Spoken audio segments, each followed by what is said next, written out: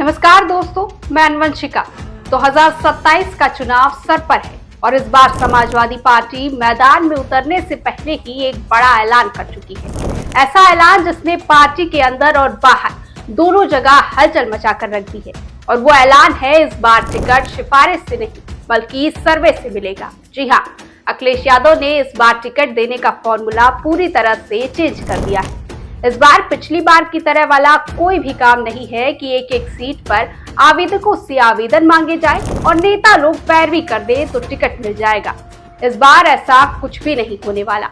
2022 तक भले ही समाजवादी ने इस तरह से टिकट मिल जाता था, लोग कहीं ना कहीं से जुगाड़ लगाकर टिकट ले ही लेते थे, लेकिन 2024 के चुनाव के बाद से ही समाजवादी ने अपना पूरा पैटर्न चेंज कर दिया था।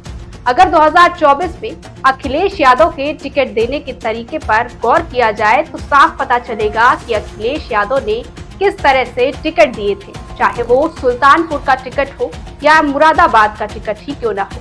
हर जगह अखिलेश यादव ने अपना फॉर्मूला रखा और इसका नतीजा ये हुआ कि समाजवादी ने अब तक के सभी लोकसभा चुनाव में सबसे अच्छा प्रदर्शन किया।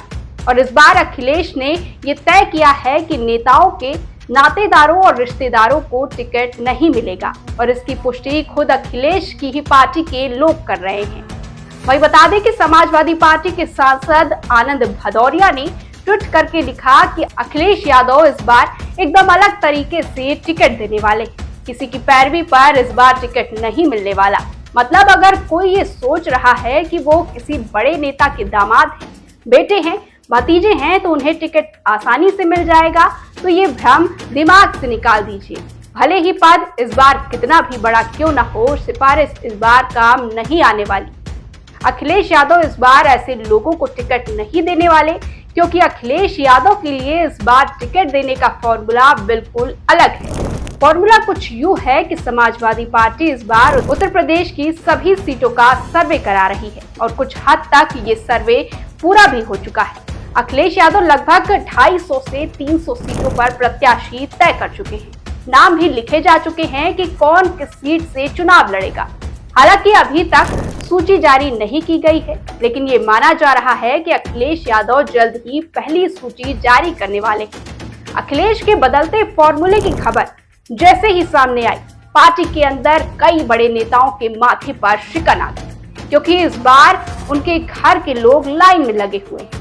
और इस बार लाइन में बड़े बड़े नेताओं के घर के लोगों के नाम शामिल हैं, जिसमें सबसे पहले लालजी वर्मा की बेटी चुनाव लड़ना चाहती है। प्रिया सरोज अपने भाई के लिए टिकट मांग रही है। दूसरी तरफ बाबू सिंह कुशवाहा अपनी पत्नी और भाई दोनों के लिए टिकट चाह रहे हैं। रामजी लाल सुमन भी पीछे नहीं है, वो अपने बेटे को मैदान में उतारना चाहते हैं। वहीं नीरज मौर्य को भी टिकट चाहिए। सुल्तानपुर से सांसद अपने बेटे के लिए टिकट मांग रहे हैं। कोई बेटे के लिए, कोई बेटी के लिए, कोई भाई के लिए, कोई पत्नी के लिए फोन घुमा रहा है। लेकिन इस बार अखिलेश ने फोन उठाना बंद कर दिया है, क्योंकि अखिलेश का साफ कहना है, अगर आप जमीनी स्तर पर मजबूत हैं, जनता के बीच हैं, तो टिकट पक्का है, वरना नाम भूल जाइए। खैर, इन्हीं चुनावी तैयारियों के बीच अखिलेश यादव 23 अगस्त से उत्तर प्रदेश में पीडे यात्रा पर निकल रहे हैं। यानी अखिलेश यादव एक बार फिर पूरे उत्तर प्रदेश का दौरा करेंगे, सभी सीटों का आकलन करेंगे और देखेंगे कि क्या कुछ स्थिति इस बार बनी हुई है। ये सब कुछ देखने के बाद अखिलेश यादव अपने प्रत्याशियों के नामों की सूची जारी करेंगे। समाजवादी इस बार एक अलग ही जोश में दिख रही है और इस बार एक अलग ही तरीके से चुनाव लड़ने की तैयारी में है।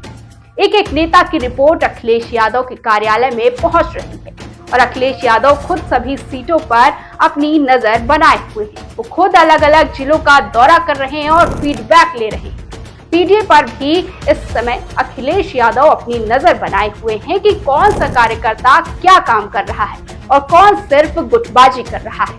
हर चीज की रिपोर्ट अखिलेश यादव के हाथ में है और वो अब सब कुछ जानते हैं कि कौन कितना सक्रिय है और कितना सीरियस है। 2022 के चुनाव को लेकर भी अखिलेश को पता है कि कौन से नेता की वजह से चुनाव हारा गया था और कौन सा नेता कितना सीरियस नहीं था। ये सब अखिलेश को पता है। इसलिए अखिलेश यादव इस बार टिकट देने का फॉर्मूला पूरी तरह से बदल चुके हैं। अखिलेश यादव इस बार किसी की भी नातेदारी रिश्तेदारी नहीं देखने वाले। अगर आप सक्रिय हैं तो टिकट लीजिए, वरना टिकट मिलना मुश्किल है।